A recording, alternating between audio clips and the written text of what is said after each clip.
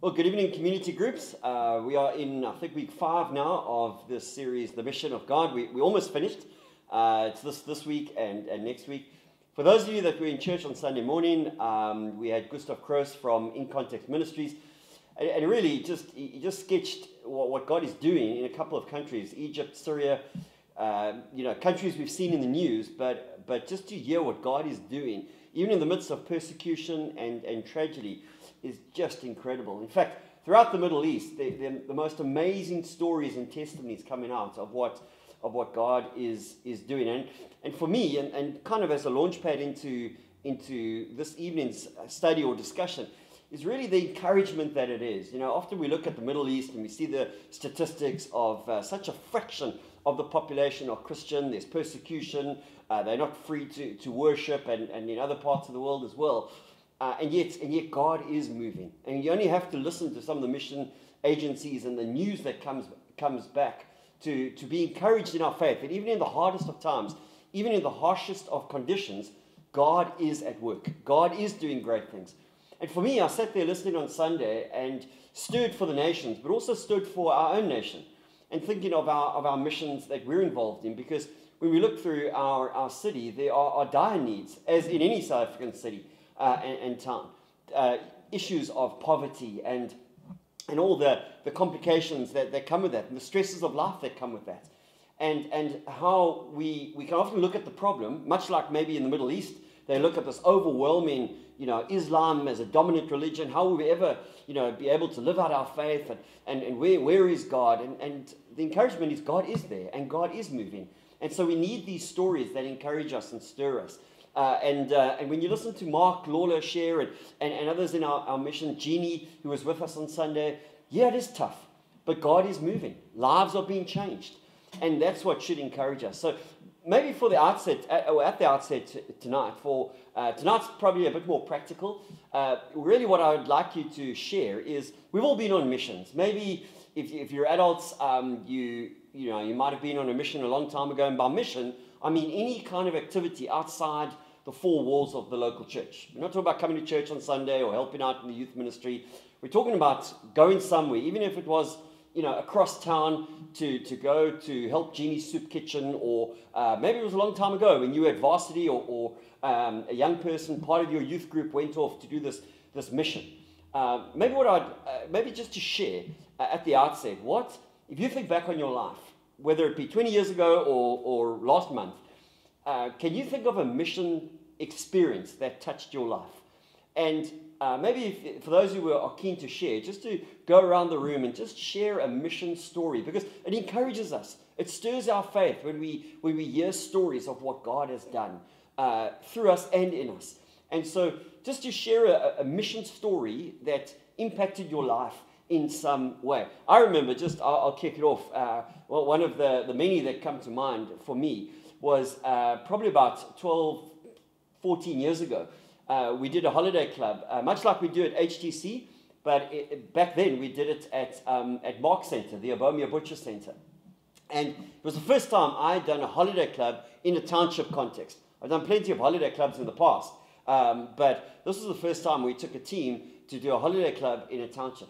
And I remember the one morning, I remember Calvin was there. Calvin had helped with transport, and just the kids, the love of the kids, and the kids just came to sit in your lap and just lapped up any attention that we gave them in playing games and so on. And I remember being quite emotional. I don't know why I was emotional. I just was kind of sobbing throughout the morning. I'm not a particularly emotional person.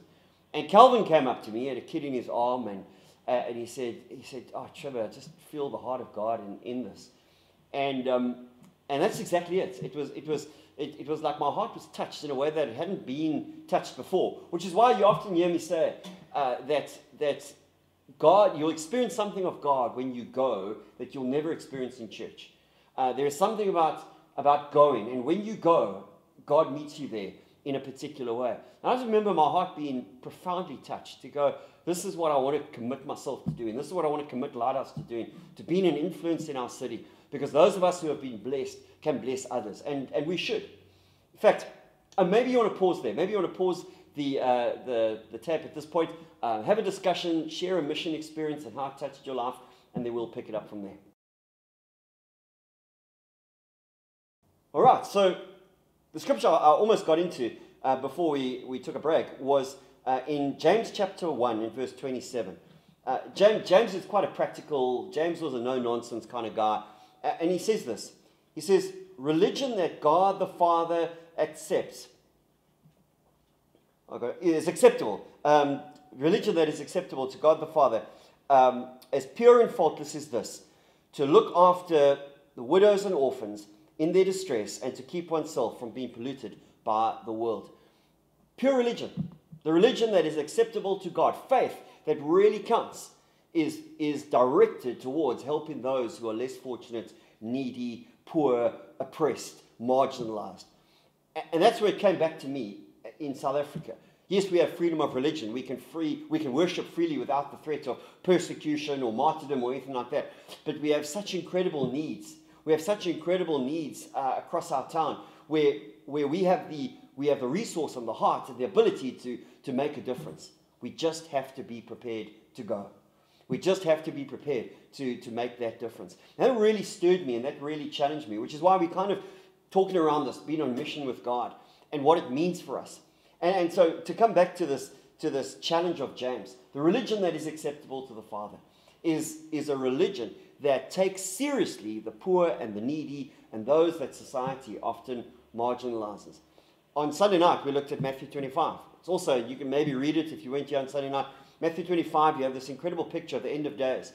And there are the sheep and the goats. And they are separated according to what they did to the least of these.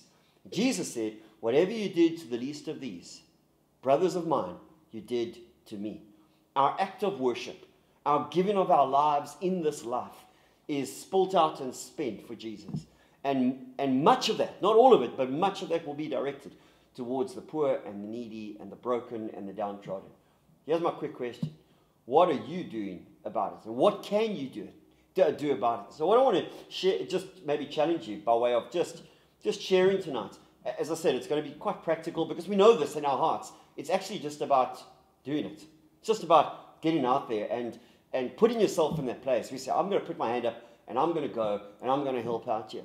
And so what I wanted to challenge you to maybe spend some time talking is what can you do either as an individual or what can you do as a community group? Or maybe some of you in the community group. It doesn't have to be the whole group necessarily, but what can you do? What can you do over the next few months as a group or as an individual or together to go there, to go somewhere just to make a difference and share the love of Christ? Because that's what it means to be on mission with Jesus, to go to the places he would have gone. We've got the Human Dignity Centre Holiday Club coming up in the middle week of the holidays.